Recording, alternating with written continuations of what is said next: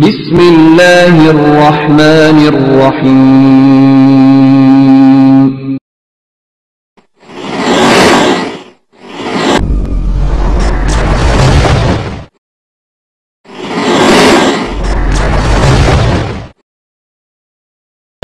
نظر اٹھا کے ذرا دیکھ تو صحیح، یہ گھر جو جل رہا ہے کہیں تیرا گھر نہ ہو۔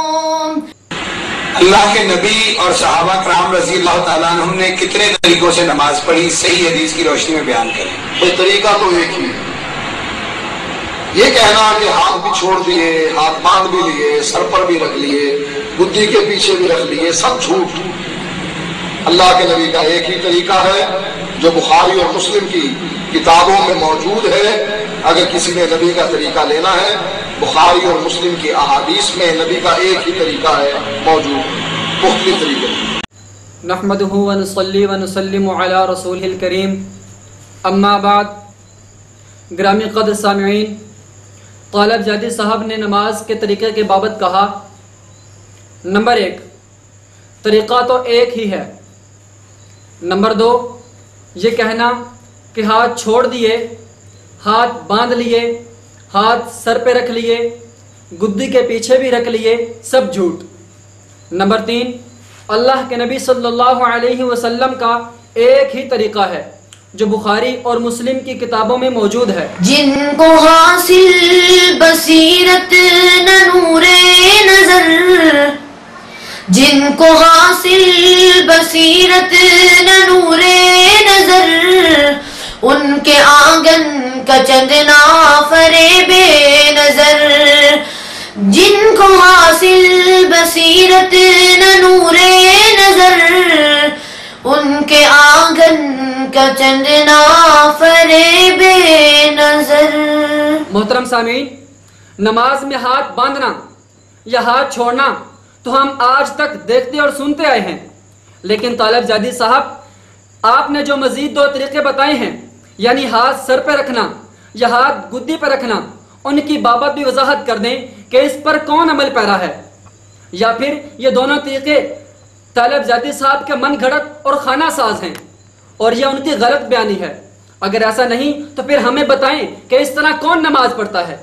بقول شاعر، رہزن ہو تو حاضر ہے متاع دل و جان بھی، رہزن ہو تو حاضر ہے متاع دل و جان بھی، رہبر ہو تو منزل کا پتہ کیوں نہیں دیتے۔ تیسری بات، آپ نے کہا کہ نماز کا ایک ہی طریقہ ہے جو صحیح بخاری اور مسلم میں موجود ہے۔ طالب جادی صاحب، یہ آپ نے ایک غیر مقلدانہ ہوائی چھوڑی ہے۔ میں آپ کو چیلنج کرتا ہوں کہ میدان میں آ کر یا نیٹ پر آ کر اپنے سامعین کے سامنے اپنی سچائی ثابت کریں اور نماز کا پورا طریقہ صحیح بخاری یا مسلم سے ثابت کر کے انہیں بتا دیں تاکہ آپ کا سچ اور جھوٹ واضح ہو جائے۔ مجھے یقین ہے کہ تم زہر کا پیالہ تو پی لو گے، لیکن میدان میں آ کر اپنے اس دعوے کی سچائی ثابت نہ کر سکو گے کہ تکبیر سے لے کر سلام تک پوری نماز کا طریقہ بخاری سے ثابت کرو۔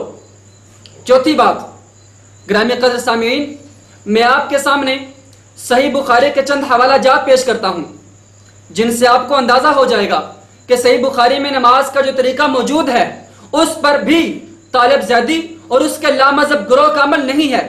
اب وہ حدیثیں بھی میں بتاتا ہوں اور پھر دیکھتا ہوں کہ سیٹلائٹ ٹاؤن راولپنڈی کی صفا مسجد میں ان حدیثوں پر عمل درآمد ہوتا ہے یا نہیں۔ نیز طالب زیدی کے مقتدی اور اندھے مقلد اس اپنے امام کے ساتھ کیا سلوک کرتے ہیں۔ نیز پھر دنیا دیکھے گی کہ طالب الرحمن زیادی سچا اہل حدیث ہے یا جھوٹا اہل حدیث ہے۔ نیز کیا وہ ان حدیثوں کے سامنے سر تسلیم خم کرتا ہے یا حیلے بہانے کرتا ہے۔ بخاری پر عمل کرنے کے دعوے اور ہوتے ہیں، پیغمبر کی اطاعت کے تقاضے اور ہوتے ہیں۔ نوٹ کریں، پہلا حوالہ صحیح بخاری، یہ دیکھیں، باب الابراد بالظہر فی شدت الحر، حدیث نمبر 536۔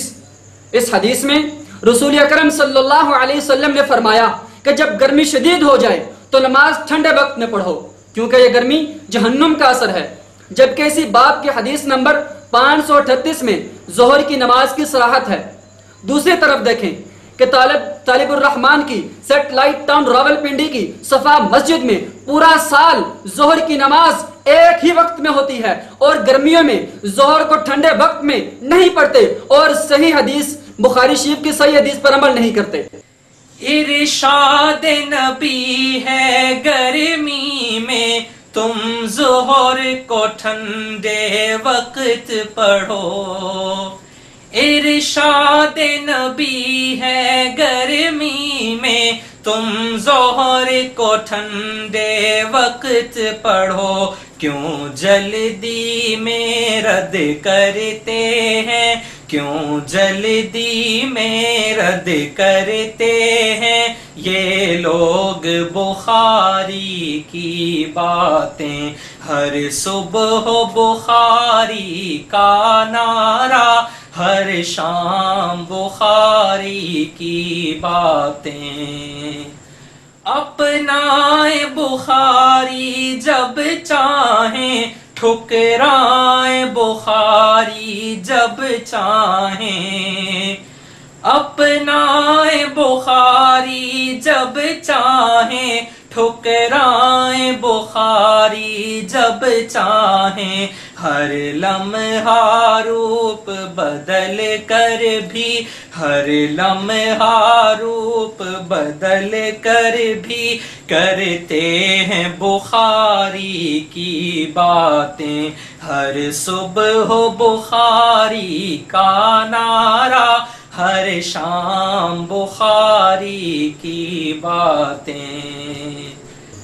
دوسرا حوالہ صحیح بخاری باب التأذین عند الخطبہ، حدیث نمبر 916۔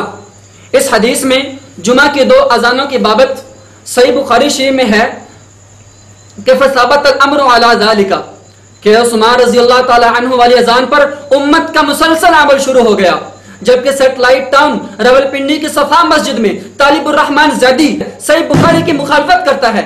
بقول شاعر، اس ماں کی اذان پہ بخاری نے لکھا ہے عمل سب امت کا، اس ماں کی اذان پہ بخاری نے لکھا ہے عمل سب امت کا، اس دور میں کیوں رد ہوتی ہے، اس دور میں کیوں رد ہوتی ہے لا ریب بخاری کی باتیں، ہر صبح بخاری کا نعرہ، ہر شام بخاری کی باتیں۔ یوں گرامی قدر سامعین، میں نے صحیح بخاری سے نماز سے متعلق 2 حدیثوں کا ذکر کیا ہے۔ اب وقت بتائے گا کہ صحیح بخاری کا نام الاپنے والا طالب زیدی ان حدیثوں پر عمل کرتا ہے یا نہیں۔ بقول شاعر، ہر صبح بخاری کا نعرہ، ہر شام بخاری کی باتیں، دکھلاوا چند مسائل کا منظور نہیں ہے سب باتیں، 2-4 حدیثیں مطلب کی محفل میں سناتے ہیں، لیکن 2-4 حدیثیں مطلب کی محفل میں سناتے ہیں، لیکن یہ لوگ چھپائے پھرتے ہیں کچھ اور بخاری کی باتیں، یہ لوگ چھپائے پھرتے ہیں کچھ اور بخاری کی باتیں، ہر صبح بخاری کا نعرہ، ہر شام بخاری کی باتیں۔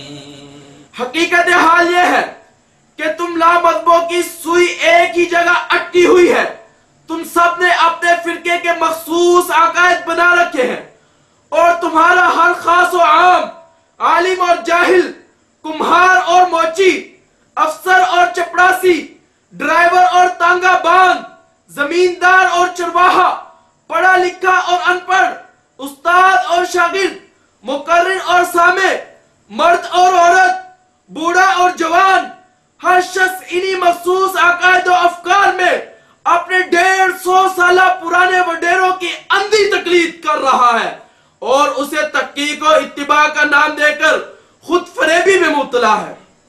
یوں تمہارا ہر فرد کسی نہ کسی امام مسجد کا مقلد ہے، کسی مقرر اور خطیب کا مقلد ہے، کسی مصنف اور ادیب کا مقلد ہے، یا کسی پروفیسر اور ڈاکٹر کا مقلد ہے۔ محترم سامعین، آپ کے ذہن میں فوراً یہ سوال ابھرے گا کہ پھر سب لوگ انہیں غیر مقلد کیوں کہتے ہیں؟ تو واضح رہے کہ جس طرح امت اسلامیہ کے تمام لوگ پوری دنیا میں ائمہ اربعہ میں سے کسی ایک کی تقلید کرتے ہیں اور مقلد کہلاتے ہیں، ان کی طرح یہ ائمہ اربعہ میں سے کسی کی تقلید نہیں کرتے، لہذا اس حساب سے یہ غیر مقلد کہلاتے ہیں۔ پھر جب عمل کرتے وقت یہ لوگ اپنے آپ کو بے بس اور بے کس محسوس کرتے ہیں تو پھر 15ویں صدی کے مولویوں کی اندھی تقلید کرتے ہیں، اور یہ ایک ایسی حقیقت ہے کہ نام نہاد اہل حدیث بھائی بھی اس کا انکار نہیں کر سکتے۔ ان سے میری درخواست ہے کہ رات کو سونے سے پہلے تنہائی میں بیٹھ کر سوچو کہ امت اسلامیہ کے متفقہ ائمہ کی تقلید چھڑا کر تم ان مولویوں کی تقلید نہیں کر رہے۔ صرف نام اہل حدیث رکھ لینے سے کیا فرق پڑتا ہے؟ کیا جماعت اسلامی کا ممبر یہ سمجھ لے کہ بس جماعت اسلامی کی ممبرشپ سے میں اسلامی ہو گیا ہوں اور میرے علاوہ باقی سب جماعتوں کے ممبران غیر اسلامی ہیں؟ اور کیا جماعت اسلامی کے کسی ممبر نے کبھی یہ دعویٰ کیا؟ پھر کس طرح تم اپنی جماعت کا نام اہل حدیث رکھ کر اس خوش فہمی میں مبتلا ہو گئے کہ بس ہم ہی اہل حدیث پر عمل کرتے ہیں اور باقی لوگ حدیثوں پر عمل نہیں کرتے؟ تمہیں 2-4 اختلافی مسائل کے دلائل میں الجھا کر اس غلط فہمی میں ڈال دیا گیا۔ زیدی صاحب بطور رہبر ہو اور لامذہب لوگ ان کے پیچھے چلنے والے ہو تو شاعر ان کی بابت کہتا ہے، اندھو کو ہدایت کیسے ملے اندھو کو پکڑ کر چلتے ہیں، ارے اندھو کو ہدایت کیسے ملے اندھو کو پکڑ کر چلتے ہیں، بینوں سے عداوت رکھتے ہیں بینوں کی شکایت کرتے ہیں۔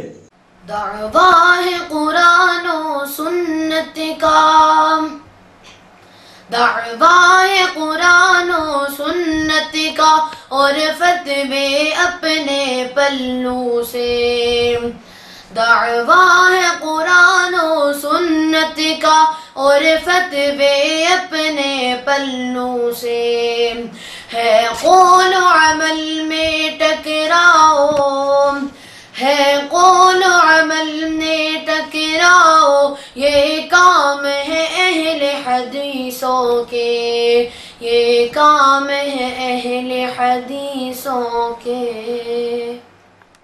قرآن کریم کی تلاوت میں ناظرہ فیل، حدیث میں ناظرہ فیل، تاریخ میں زیرو، جنرل نالج میں زیرو، مگر جھوٹ اور خیانت میں ہیرو۔